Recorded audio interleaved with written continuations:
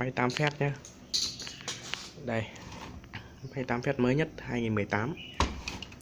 Máy này chạy 4 tụ nhân áp bằng 4 tụ. Mạch thủy tinh 2 lớp. Nó đây. Chạy 8 phép.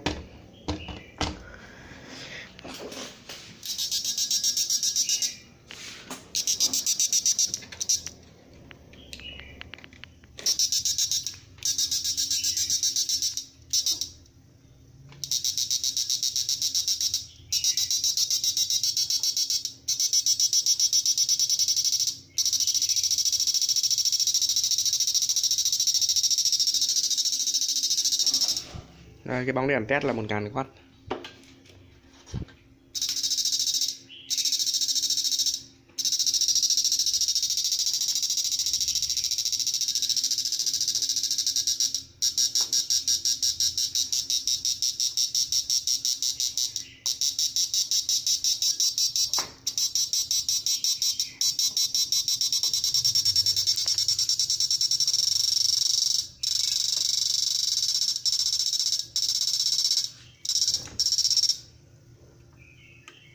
Mình có thể chỉnh thêm nhé.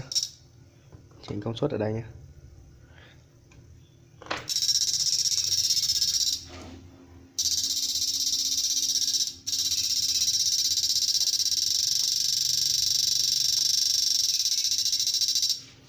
Tắt bật Samsung ở đây.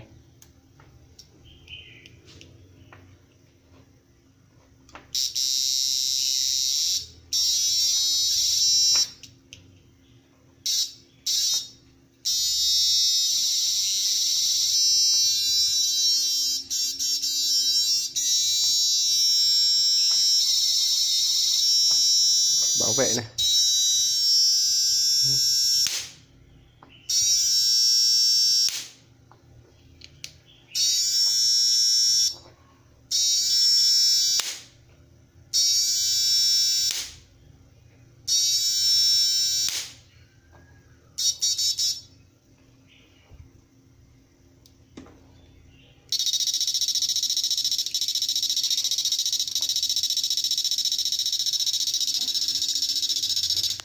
Bốn con diode nhân áp thì ngon lành nhé.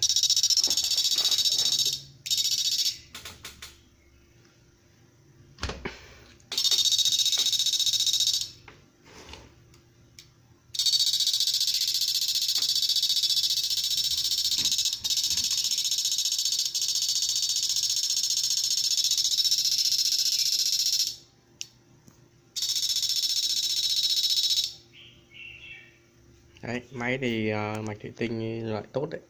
Mạch 2 lớp là loại tốt nhất hiện nay đấy. Đây cho mọi người xem đây.